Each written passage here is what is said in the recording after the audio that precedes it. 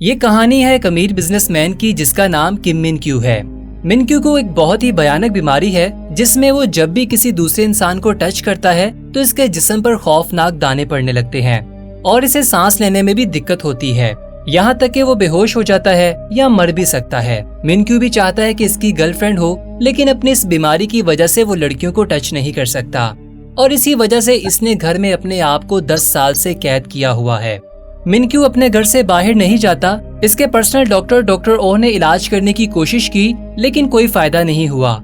लेकिन एक दिन इसका डॉक्टर मिन क्यू से कहता है कि वो अपनी इस बीमारी के साथ जीना सीख ले। साथ ही वो मिन क्यू को एक स्मार्ट वॉच देता है जिसमें अलग अलग किस्म के रंग होते हैं जो इसकी एलर्जी की हालत को बताते हैं। ब्लू रंग में एलर्जी नॉर्मल, येलो में हल्का सा अटैक, ऑरेंज में मिन क्यू की एयरवेज बंद हो जाएंगी और रेड में वो कुछ ही मिनट्स में मर जाएगा। एक दिन प्रोफेसर होंग नामी साइंटिस्ट मिन क्यू से राब्ता करता है और वो कहता है कि इसने अपनी टीम के साथ मिलकर एक बहुत ही इंटेलिजेंट रोबोट तैयार किया है और क्योंकि वो रोबोट इंसान नहीं है इसलिए मिन क्यू जब भी रोबोट को टच करेगा तो इसे कोई अटैक नहीं आएगा। प्रोफेसर होंग इस रोबोट की कीमत $100 बिलियन बताता है। अगले दिन मिन क्यू होंग से मिलने इसकी लैब में जाता है और जैसे ही मिन क्यू वहाँ पहुँचता है तो वो एक रोबोट को देखता है जो बहुत ही खूबसूरत लड़की की तरह नजर आ रहा था। रोबोट अपना नाम AJ3 बताती है जो प्रोफेसर होंग की बनाई हुई एक एडवांस रोबोट होती है। मिन क्यू इसको देखकर हैरान रह जाता है और पहले तो वो इसे टच करने से घबराता है, लेकिन जब वो इसे छूता है तो मिन क्यू को इसके शरीर पर कोई भी दाने नहीं आते। ये देखकर मिन क्यू बहुत खुश हो जाता है और AJ3 मंसूबे में फंड भी लगा देता है।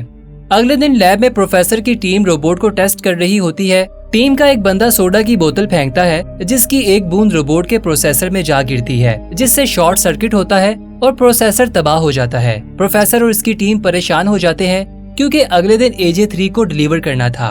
अब रोबोट को रिपेयर करने में बहुत सारे दिन लग जाएंगे और इससे इनकी डील कैंसिल भी हो सकती है। इसलिए प्रोफेसर होंग एक प्लान बनाता है। इसे याद आता है कि इसकी एक्स गर्लफ्रेंड GR जो कि रोबोट AJ3 की प्रोटोटाइप है, इसे मिन क्यू को रोबोट बनाकर भेजने का सोचता है। अगले दिन होंग GR से मिलने जाता है। प्रोफेसर होंग GR को कहता है कि अगर वो एक दिन के लिए AJ3 बने तो वो इसे 10 मिलियन देगा। यहाँ हमें पता चलता है कि GR बहुत गरीब है और इसे पैसों की जरूरत है, इसीलिए वो इस ऑफर को एक्सेप्ट कर लेती है।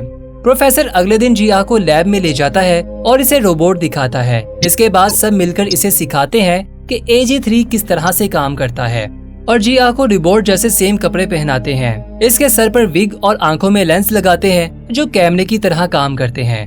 प्रोफेसर और इसकी टीम कैमरे की मदद से GR को मॉनिटर करेंगे। अब GR को सब समझाने के बाद एक लॉकर में बंद करके मिन क्यू के घर में लाया जाता है।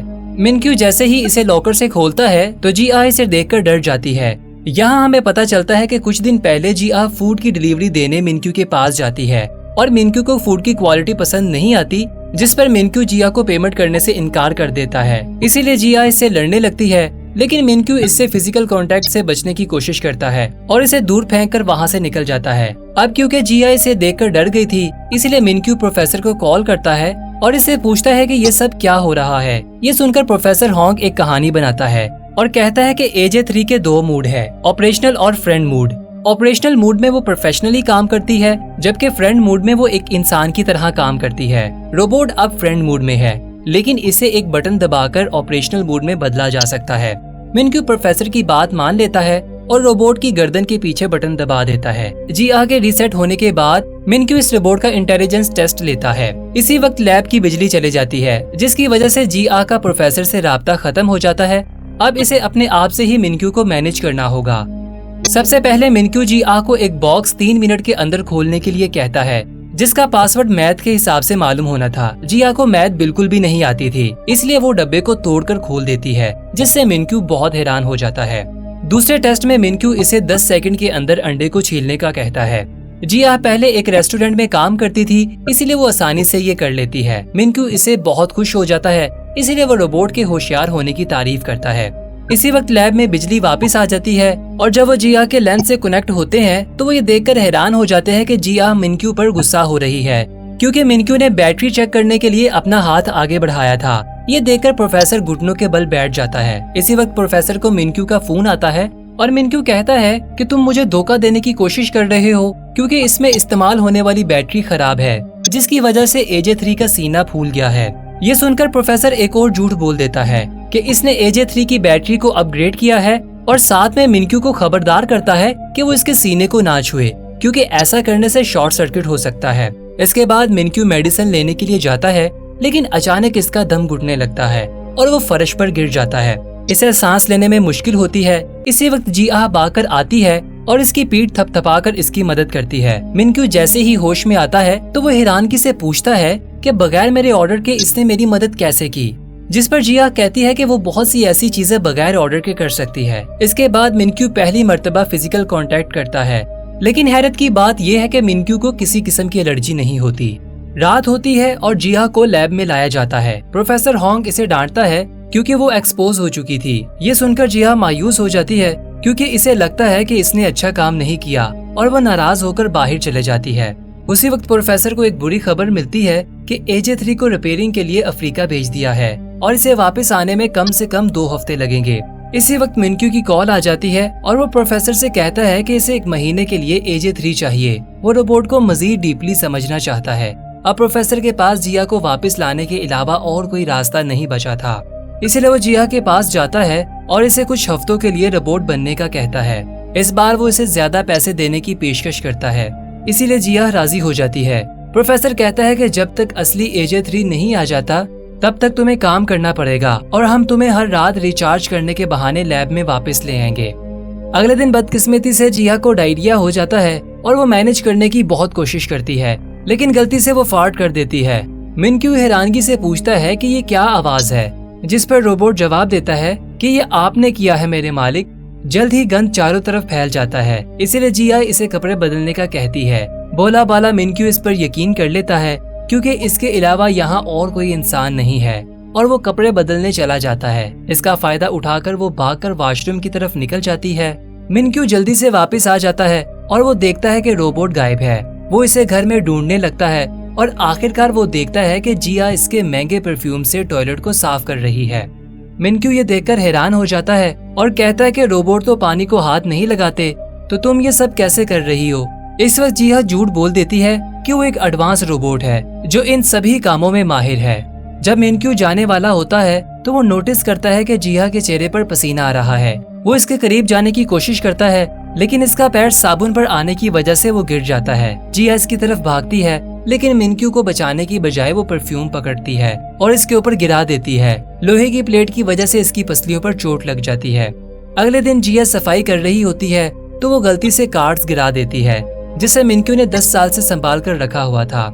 ये देखकर मिनक्यू गुस्सा होता है और इससे पहले कि वो मजीद इसे कुछ कहता, वो कहती कि इसकी बैटरी 5% तक पहुंच गई है और वो अपने आप को स्टैंड बाई मोड पर होने का बहाना करती है। इसके बाद मिनक्यू प्रोफेसर होंग से मिलता है और इसे कहता है कि रोबोट की गलतियों की वजह से वो बहुत परेशान हो गया है, लेकिन प्रोफेसर इसे कहता है कि इसे और डीप रिसर्च के लिए वक्त दिया जाए और मिनक्यू इस पर राजी हो जाता है। अगले दिन मिनक्यू का बहुत खसूसी मेहमान आने वाला था, इसलिए वो जिया को बाहर आने से मना करता है। वो कोई और नहीं बल्कि रिया इसकी पहली मोहब्बत थी। मिनक्यू इसे देखकर बहुत खुश होता है, लेकिन जब रिया इसके कंधे पर हाथ रखती है तो मिनक्यू के जिस्म पर एलर्जी होने लगती है और वो ये सब रिया से छुपाने की कोशिश करता है। इसके बाद वो एक इम्पोर्टेंट मीटिंग का बहाना बनाकर घर की तरफ भागता है ताकि वो किसी तरह इस कमरे में पहुंच जाए जहां इंजेक्शन रखा हुआ था। मिनक्यू बहुत कमजोर हो चुका था और वो सिरिंज पकड़ने में नाकाम रहता है। तभी जिया देखती है कि मिनक्यू जमीन पर लेटा हुआ है और इसे सांस लेने में मुश्किल हो रही है। इसी वक्त सीन शिफ्ट होता है और हमें वो वक्त दिखाया जाता है जब मिनक्यू को एलर्जी नहीं थी और मिनक्यू के लिए सब कुछ नॉर्मल था। छोटा मिनक्यू जब कार्ड्स का पहला घर बनाता है तो इसके पेरेंट्स बहुत खुश होते हैं। अगले सीन में हर कोई मिनक्यू के जन्मदिन पर इसकी पार्टी पर आया होता है। पार्टी के बाद सब कार में वापस जा रहे होते हैं, तभी एक बलून इसके बाप के सामने आ जाता है, जिसकी वजह से सामने आने वाला ट्रक इन्हें टक्कर मार देता है। अगले सीन में मिनक्यू हॉस्पिटल में उठता है। छोटा मिनक्यू अपने पेरेंट्स के लिए रो रहा होता है जो दोनों हादसे में मर गए थे। दिन के वक्त बहुत सारे रिश्तेदार इससे मिलने आते हैं और इसका बड़ा बनने की कोशिश करते हैं, लेकिन असल में वो इसके बाप के पैसे का वारिस बनना चाहते थे। लेकिन जब मिनक्यू बाथरूम में जाता है तो इसे जेब से एक नोट मिलता है जिसमें लिखा होता है कि किसी भी पेपर पर सिग्नेचर नहीं करना। अगले दिन यूचुल नामी इसका एक दोस्त आता है और मिनक्यू के हाथ में एक अडॉप्शन पेपर देता है कि इसे इसके बाप ने भेजा है और अच्छा होगा कि अगर वो इसका भाई बन जाए। मिनक्यू थोड़ी देर सोचता है और आखिरकार वो कागजात पर सिग्नेचर कर देता है, यूचुल अपने दोस्त का हाथ पकड़ता है, लेकिन जब मिनक्यू नीचे देखता है तो यूचुल का हाथ शैतानी पंजे में बदल रहा था। मिनक्यू डरकर वहाँ से भाग जाता है और देखता है कि यूचुल ने जहाँ से इसे पकड़ा था वहाँ अजीब से छाले पड़ने लगे हैं। थोड़ी देर बाद यूचुल अपने बाप के पास वापस जाता है और इसे कागजात देते हुए कहता है कि काम हो गया है। लेकिन जब इसका बाप आखिरी सफा देखता है तो इसे पता चलता है कि मिनक्यू ने सिग्नेचर की जगह कुछ और लिख दिया है। इसके बाद छोटा मिनक्यू एक खाली हवेली में जाता है और इस दिन के बाद वो दूसरे इंसानों से दूर रहता है, क्योंकि हर कोई इसकी प्रॉपर्टी हड़प करना चाहता था और वो दूसरे इंसानों को नाले का कीड़ा समझने लगा था, जिसकी वजह से इसे एलर्जी होने लगी थी। इसके पर्सनल डॉक्टर के अलावा एलर्जी के बारे में कोई नहीं जानता था। सीन दोबारा प्रेजेंट में आता है। मिनक्यू जागता है और अपने साथ जिया को पाता है। मिनक्यू इसे बताता है कि इसने ख्वाब देखा है जिसमें लोग इसके पीठ पीछे छुरा घोंप रहे हैं।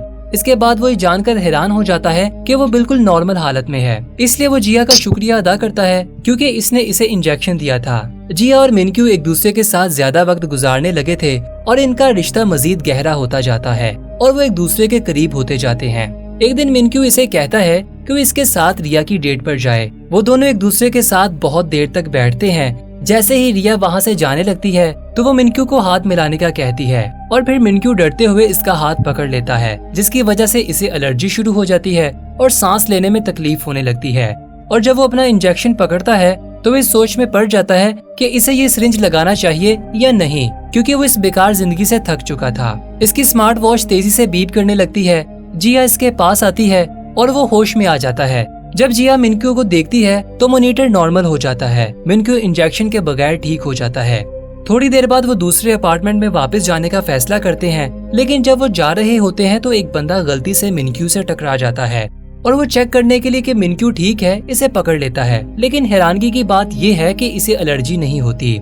ये देखकर मिनक्यू ज्यादा हजूम में जाने का फैसला करता है ताकि वो खुद को चेक कर सके, क्योंकि ऐसा इसने 10 सालों में नहीं किया था। जैसे ही वो बाहर निकलते हैं एक बच्चा मिनक्यू के हाथ से टकराता है, लेकिन दोबारा कुछ नहीं होता। फिर दोनों एक बहुत बड़े हजूम में जाते हैं जहां मिनक्यू के साथ वाला शख्स इसका हाथ पकड़ता है और मिनक्यू मॉनिटर पर देखता है कि सब ठीक है। ये देखकर मिनक्यू की आंखों में पानी आ जाता है। इसके बाद वो डॉक्टर ओ को फोन करता है और रोते हुए कहता है कि इसकी एलर्जी खत्म हो गई है। तभी एक शख्स इससे टकरा जाता है, जिसकी वजह से मॉनिटर बीप करने लगता है। दूसरी तरफ जिया मिनक्यू को ढूंढना शुरू करती है। जब वो मिनक्यू को देखती है तो इसकी एलर्जी खत्म होने लगती है और जब एक जोड़ा इन दोनों के दरमियान में आता है तो एलर्जी फिर से वापस आ जाती है। मिनक्यू अपने डॉक्टर को बताता है कि कोई यहाँ पर है जिसे मैं देखता हूँ तो एलर्जी खत्म हो जाती है, और जब इसे नहीं देख पाता तो एलर्जी फिर से वापस आ जाती है। इसके बाद जिया मुस्कुराती है और मिनक्यू कॉल बंद कर देता है और जिया को गले लगा लेता है और कहता है कि मैं तुम्हारे लिए दुनिया की सबसे बड़ी बैटरी खरीदूंगा। इसके बाद वो डॉक्टर ओ से फोन पर बात करता है और इसे कहता है कि अब वो बिल्कुल ठीक है। डॉक्टर भी हैरान है कि पहली बार मिनक्यू को एक इंसान के टच करने के बाद इंजेक्शन की जरूरत नहीं पड़ी। इसके बाद मिनक्यू जहाँ भी जाता है वो जिया को अपने साथ ले जाता है और इसे अपना सबसे अच्छा दोस्त समझता है। इसी दौरान एजे रोबोट रिपेयर हो जाता है, लेकिन इसे प्रोफेशनली काम करने के लिए कुछ वक्त लगेगा। प्रोफेसर कहता है कि एजे 3 कुछ दिन के बाद बिल्कुल ठीक हो जाएगा। जिया, जिसे मिनक्यू के साथ रहने की आदत पड़ गई थी, वो ये खबर सुनकर उदास हो जाती है। एक दिन मिनक्यू जिया को एक रेस्टोरेंट में ले जाता है, लेकिन इसे एक अलग मेज पर अकेले बिठा देता है। फिर वो रिया और इसके बाप को मिलता है। वो तीनों बातें कर रहे होते हैं तो वो दूर बैठी जिया परेशान नजर आती है। कुछ देर के बाद जब मिनक्यू इसे लेने आता है तो वो इसे नजरअंदाज करती है और चले जाती है। अब मिनक्यू तभी सेफ है जब वो जिया के पास हो, लेकिन एक दिन वो अकेला एक गैस स्टेशन पर जाता है और अटेंडेंट पीछे डिक्की में क्रेडिट कार्ड उठाता है। जब वो क्रेडिट कार्ड वापस करता है तो मिनक्यू की उंगली पर टच करता है, लेकिन इस पर ध्यान नहीं देता और वहाँ से चला जाता है। थोड़ी दूर जाने के बाद इसे याद आता है कि अटेंडेंट के हाथ के टच करने के बाद इसे कुछ भी महसूस नहीं हुआ और मॉनिटर बिल्कुल नॉर्मल है, हालांकि जिया भी इसके साथ नहीं है। इसके बाद क्यूमिन अपने प्रोफेशनल डॉक्टर को मिलने जाता है और इसे पिछले 10 सालों से इसकी मेहनत का शुक्रिया अदा करता है कि वो अब बिल्कुल ठीक हो गया है। इसके बाद डॉक्टर क्यूमिन से कहता है कि वो एजे 3 को वापस भेज सकता है क्योंकि अब वो मुकम्मल ठीक हो गया है। अगले दिन क्यूमिन प्रोफेसर के पास जाता है और कहता है कि वो रोबोट से मोहब्बत करता है। प्रोफेसर कहता है कि वो एक रोबोट के बारे में बात कर रहा है जो पहले से प्रोग्राम किया गया था। ये सुनकर मिनक्यू कहता है कि वो पागल हो रहा है और प्रोफेसर से इसका हल पूछता है। अगले दिन प्रोफेसर मिनक्यू के पास आता है और इसे कहता है कि एक रास्ता है, अगर वो एजे 3 को रीसेट कर दे, इसी तरह वो सब कुछ भूल जाएगी और तुम अपनी जिंदगी में आगे बढ़ सकोगे। मिनक्यू उदास हो जाता है, लेकिन वो जानता है कि अब यही रास्ता बचा है। इसके बाद जिहा भी ये खबर सुनती है और वो भी परेशान हो जाती है। जिहा आखिरी बार AJ3 के कपड़े पहनती है। अगले सीन में हम देखते हैं कि जिहा मिनक्यू के सामने खड़ी है और बर्फबारी हो रही है और मिनक्यू इसे आखिरी बार सैर के लिए ले जाता है और वापस हवेली में ले आता है। आखिरकार वो एक दूसरे का सामना करते हैं। मिनक्यू इसका शुक्रिया अदा करता है। ये सुनकर जिहा की आंखों में आंसू आ जाते हैं। इसके बाद मिनक्यू जिहा के पास जाता है और इसे अपनी माँ का हार निकालकर जिहा के गले में डाल देता है। इसके बाद वो इसे गले लगाता है और मिनक्यू रीसेट का बटन दबा देता है। लैब में असली AJ3 रिपोर्ट करता है कि मिनक्यू का फोल्डर डिलीट कर दिया गया है। रात को मिनक्यू और जिहा सोते वक्त रोते हैं। जिहा इतनी रोती है कि अगली सुबह वो बीमार पड़ जाती है। इसे हॉस्पिटल ले जाया जाता है और हम देखते हैं कि इसने अभी भी मिनक्यू की माँ का हार पहन रखा है। इसके बाद वो दोनों अपनी जिंदगी में आगे बढ़ जाते हैं, जहाँ जिहा अपनी दादी के शहर चली जाती है, जबकि मिनक्यू रिहा के साथ शादी की तैयारी करता है। एक दिन मिनक्यू ट्रेन पर चढ़ता है, जहाँ वो AJ3 जैसा चेहरा देखता है और वो सोचता है कि ये वही सेम रोबोट है। दोनों एक दूसरे के आमने सामने बैठने के बावजूद कुछ भी बात नहीं करते, क्योंकि जिहा को मिनक्यू के साथ बोलने से मना किया गया था। लेकिन मिनक्यू को शक होता है कि ये वही रोबोट है, इसीलिए वो प्रोफेसर को फोन करता है और कहता है कि इसने AJ3 जैसा चेहरा देखा है। जिस पर प्रोफेसर कहता है कि इसने रोबोट को किसी ऐसे शख्स पर बनाया था जो इसका जानने वाला था। मिनक्यू कहता है कि क्या वो इससे बात कर सकता है, जिस पर प्रोफेसर इसे मना करता है। प्रोफेसर के मना करने के बावजूद भी ये इसका पीछा करता है और इसके साथ बात करने का कहता है, जिस पर जिहा मसरूफ होने का बहाना करती है। लेकिन मिनक्यू इसका इंतजार करने के लिए बैठ जाता है। इसी दौरान जिहा जल्दी से किचन में जाती है और अपने गले से हार उतारकर प्लेट में छिपा देती है। बहुत सारा टाइम गुजर जाता है, लेकिन मिनक्यू अभी भी वहाँ पर बैठा होता है, जिसकी वजह से जिहा इससे बात करने पर मजबूर हो जाती है और वो इसे बताती है कि इसने 4 साल पहले डॉक्टर होंग से पैसे लिए थे और तुम्हारे सामने रोबोट होने का नाटक किया था। मिनक्यू इससे मजीद पूछने की कोशिश करता है, लेकिन जिहा इसे कहती है कि वो यहाँ से चला जाए, वरना वो पुलिस को कॉल करेगी। मिनक्यू चालाकी से इसकी दादी से पूछता है कि क्या इसके पास रहने के लिए कमरा है, जिस पर वो औरत हाँ कह देती है और इसे रात को यहीं पर रहने देती है। अगले कुछ दिनों तक वो दादी के साथ अच्छे ताल्लुक बना लेता है, साथ ही जिहा की तवज्जो भी हासिल कर लेता है और इसे अपने साथ गुजारे वक्त की याद दिलाता है।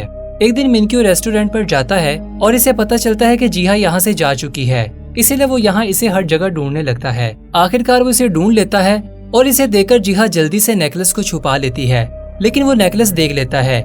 ये जानकर के इसके साथ धोखा हुआ है, इसे बहुत बुरा फील होता है। लेकिन इससे पहले कि वो इसे कुछ कहता, इसकी एलर्जी दोबारा से जाहिर होने लग जाती है और मॉनिटर डेड पर पहुंच जाता है, जो पहले कभी ऐसा नहीं हुआ था। आखिरी सीन में वो जमीन पर गिर जाता है और इसके बचने के इम्कान बहुत कम होते हैं। यहाँ पर यह दिलचस्प मूवी खत्म हो जाती है। अगर आप इसका दूसरा पार्ट देखना चाहते हैं तो कमेंट में हमें जरूर बताइएगा और चैनल को सब्सक्राइब कर दीजिए। तब तक के लिए अलविदा।